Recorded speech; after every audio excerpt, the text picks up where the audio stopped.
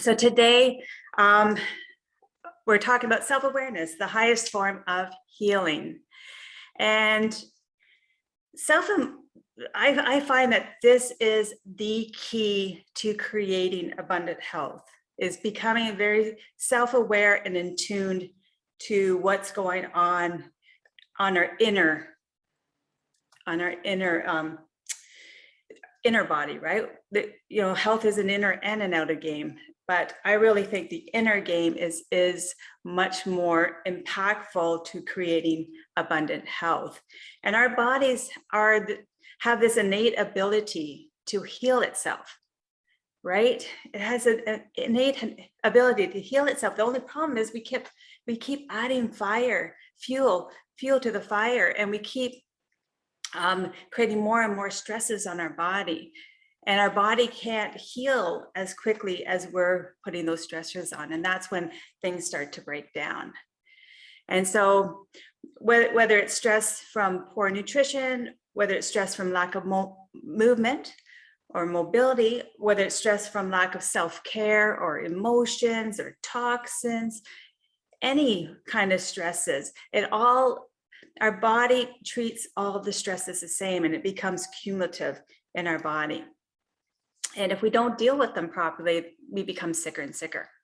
And so if you become self-aware and you stop adding the fuel to the fire, but rather honor what your body needs, right? Start listening to your body, then your body can heal, and you'll start living that healthy, vibrant life that you desire. You stop chasing health all the time, but you'll start living it because you're paying attention.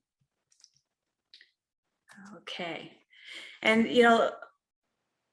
it's like, when we get a sore finger or something, we get a cut on our finger will bleed, but then our body has this innate ability to heal it, right? So it will send out more platelets, it will clot the blood, so it will stop bleeding. And then our body starts the repair process. It puts, a scab on there, and then, eventually it regrows skin so that a couple of days later, you don't even know you had a cut.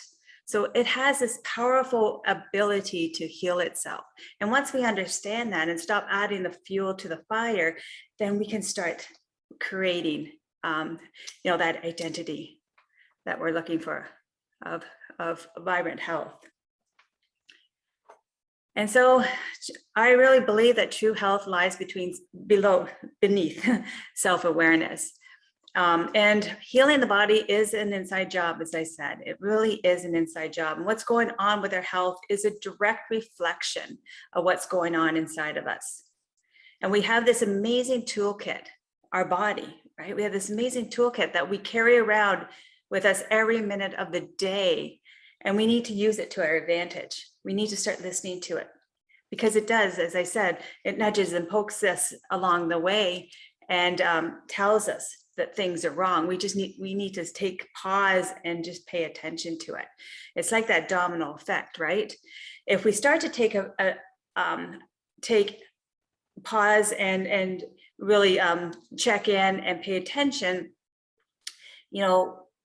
we can fix one thing, which will domino into the next thing, into the next thing, into the next thing. That's why, like right now, you might think, oh my God, I have so much to do, and it's this big mountain, but really it's not. It's these little molehills that we're going to tackle one at a time, and they get easier and easier and easier to do as time progresses. And if we ignore it, it's the domino effect in the opposite way, right? Where, we keep adding stressors on, and things start to break down, more things start to break down. So really, really paying attention is so important. And, getting into that at-cause mindset, or that growth mindset, is where we're trying to aim for, where we're trying to do better, or constantly be trying to move towards that direction of healing, right? And doing a mindfulness practice every day can really bring you inward and check in on your body. And you could start with just 5 to 15 minutes where you're just you're finding a quiet space, you're checking in with yourself, you're listening to your body, you're listening for any discomforts, any stress. You're checking in on your emotions, and you're really trying to, see where things may not be going right for you at that moment. And so understanding your emotions and your thoughts, what excites you, and noticing that maybe that you're out of alignment somewhere can really set you back on track once you're mindful that that's happening, right? So I'll ask this question. Have you ever stopped to consider exactly what you want from life? Right? Have you ever stopped to ask yourself, what do I really want from life? Right? And maybe you have, but you haven't figured out the proper path to get there.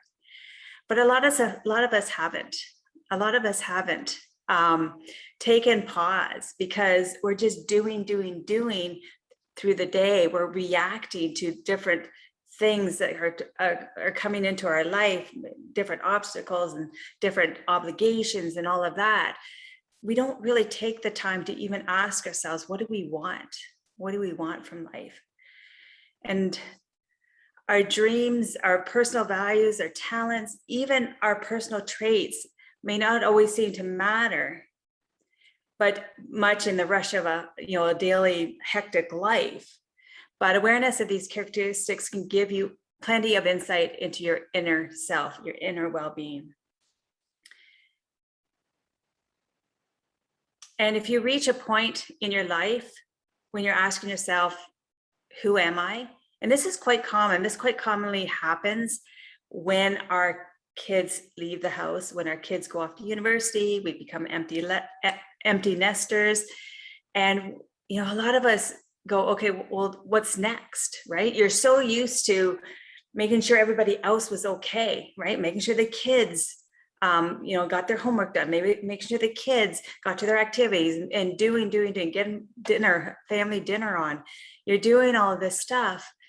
You don't take the time to ask, what do I want, right? You don't take the time to pause.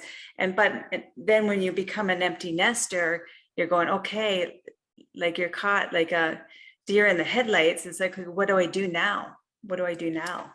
Because and getting to those things that excite you, the passions, the core values, can give you some insight to what you can do now, right? You can live as big or as small as you want. And so self-discovery might sound like a big, intimidating concept, but it's just really a process. It's just really a process. It's a process to examine your life. It's a process to figure out what's missing in your life. And it's a process to take steps towards fulfillment, right? And there's no better time for self-exploration than the present. Because, with the pandemic, our health is vital, right? Our hospitals are congested. If we get sick, we're not going to get the proper care that we want. ICUs are full. So if we're not taking a proactive approach to our health, then, and we have to use the resources out there, because they're so congested right now, we may not get the care that we want. So this is a time that we really have to take focus on our health and make sure we're doing everything we can to increase that immune function, so that we're not succumbing to these illnesses, right? So here's some tips that you can do to get started. Number one, first of all, explore your passions, your purpose, your why. Why are you here? We all have our own unique genius within us. We all have our superpower. It's just that sometimes we don't even know what that is. If somebody asked you right now, what is your passion? What is your purpose? What is your why? Why are you on this earth? We're all on this earth for a reason. We all have a unique genius within us, but we're not all using that genius. So just sitting down and figuring out what that is for you, right? Think about what you spend your free time on doing day in and day out. Our passions are things that we enjoy doing. And if you can create a career around that or a life around that, wouldn't that be more exciting and create more joy in your life? And the second thing you could do is determine your core values. Figure out what's important to you. What are the traits that you live by? Is family important to you? Is making a difference important to you? Is being successful important to you? Is having vibrant health important to you? What are your core values? And figuring out what those are and can help you figure out if you're living in alignment with those core values. Because if you're not, that's creating tension in your body. It's creating stress in your body. Even though you might not realize it, there's a struggle going on. If you're not in alignment with your core values, what's important to you, if you go, say you're working on a big project and your boss comes in and says, you know what, you have to work tonight. We got to get this project out the door tonight and you got to stay late until it's done. And you have your son is in a very important soccer game. It means the world to him. He's really looking forward to you coming to watch, and you have to tell him that you can't go because you have to work on this project, right? If family is your core value and you pick the project over an important event in your family, then you're not living in alignment with your core value, right? And there's going to be that internal struggle. So getting in alignment and living your life in alignment to what's important to you is very critical. The third thing you can do is look at ways where you're in alignment with both your passions and your core values and where you're not in alignment, okay? When you're in alignment, that's good, but figure out where we're not in alignment and then start doing something about it. Because when we're not in alignment, we're truly not living our authentic self. We really aren't. We're not living true to what's important to us. And then the fourth thing is visualize your ideal self. I find this very, very powerful, very powerful exercise to do every morning. And I do this during my meditation where I visualize my future self and what I'm going to be doing. Because as I said before, you need that GPS to pull you into that direction. If you don't know what your future self looks like, it's hard to navigate towards anything because there's nothing to navigate towards, right? So visualizing your ideal self can be a very powerful exercise.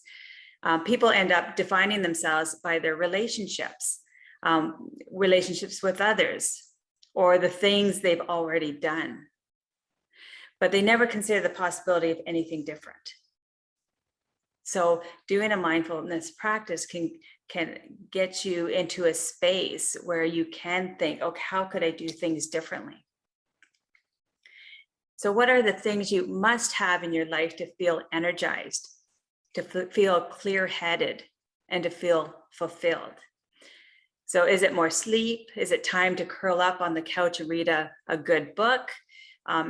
Is it exercise? Is it a night out with a partner? What is it that's going to energize you? And visualization, as I said, is so powerful.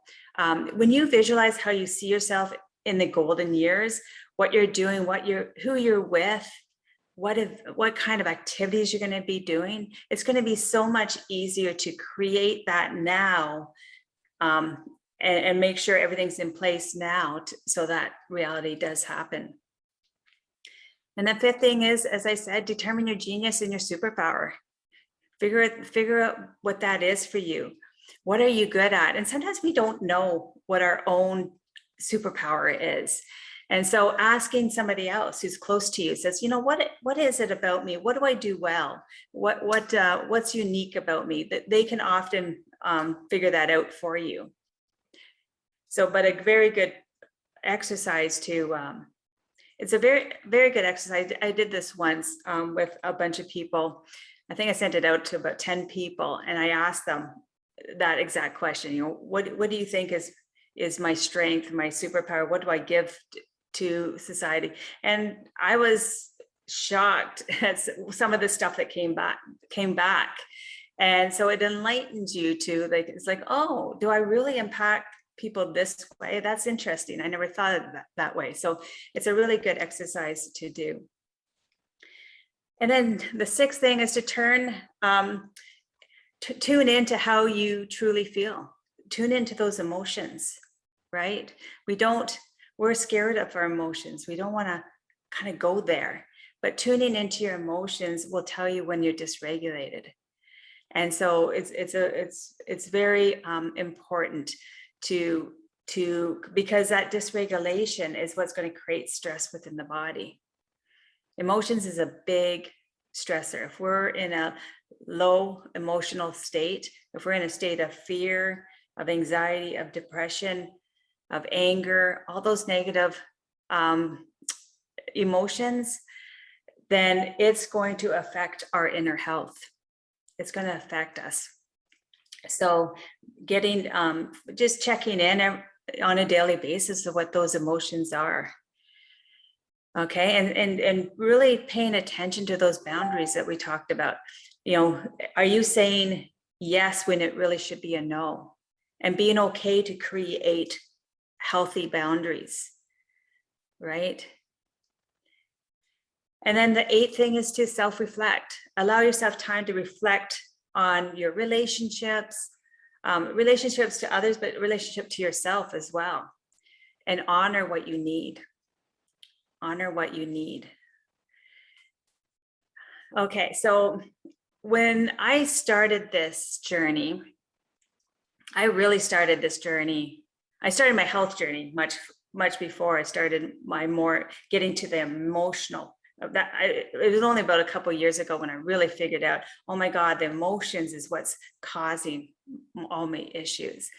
And when I started the practice of meditation and I set up my own Zen space because I wanted it to be a space where nobody was going to bug me, that I could light my candles or my infuser, and I could have it in a nice cozy space with pillows and blankets and everything. And I would just sit there for a period of time and just reflect and meditate and figure things out. And I really started, that practice really got me to understand what I was all about, what made me tick and all of that. And, what were my triggers? Why was I getting triggered by these different things? And really understanding where it was all coming from. So I do it's such a very powerful process. I do highly recommend people do that because it can just bring you to a whole new level, right? And so connecting to yourself, as I said, if you just start with 5 to 15 minutes and connect with yourself every day. I do find it important to check in every day. So making that a ritual that you do every day, maybe first thing in the morning or whatever makes sense for you. And just check in with your emotions, check in with your thoughts. What are you thinking? How are you feeling? What's your energy level, right? Because we really need to pay attention to our energy level. If our energy level is low, we don't want to go and run a marathon because that's just going to create more stress within our body. So paying attention to our energy levels and figuring out ways that we can bring that energy up. It might just be as simple as drinking a glass of water or maybe having a 20-minute cat nap or something to bring those energy levels back up. And it will allow you to see where you're out of alignment, right? Okay, and then go inward to what is really important in your life. Like really try to find out what excites you, what gets you excited, what kinds of activities do you really enjoy doing? And if you're not doing them, ask yourself why. Why aren't you doing the things that really bring joy to your life? And figure out maybe ways that you can bring that into your life. So I do encourage you guys to do that. Try it tonight or tomorrow morning and see what kind of a transformational change even just one session can make, because I truly believe it can change your life. And another thing you could do is just make a list of 3 must-haves that you must that you really want to have in your life that you're currently not getting, right? 3 must-haves that you really want in your life, but you're just not getting it right now. Maybe it's you want to find a biking group that you can join and make that a weekly thing that you do every, if biking is very passionate for you. So finding that one thing that, or 3 things that you would like to bring into your life, and then start to figure out ways that you can do that. So in summary, self-awareness is the highest form of healing. That's, in my mind, it's the highest form of healing. It's an inner and outer game. And living your life in alignment with your passions and your core values will naturally raise your happiness quotient and increase your energy and your zest for life, right? And taking time to do a mindfulness session each day is so powerful to get you back into alignment to what's important to you. And checking in with yourself often, right? To see where you're dysregulated, to get yourself, so you can right away get yourself back regulated again, right? We don't want to be dysregulated for too long a period of time, because then we're in that fight or flight, state for long periods of time. So we want to get ourselves back into a regulated state.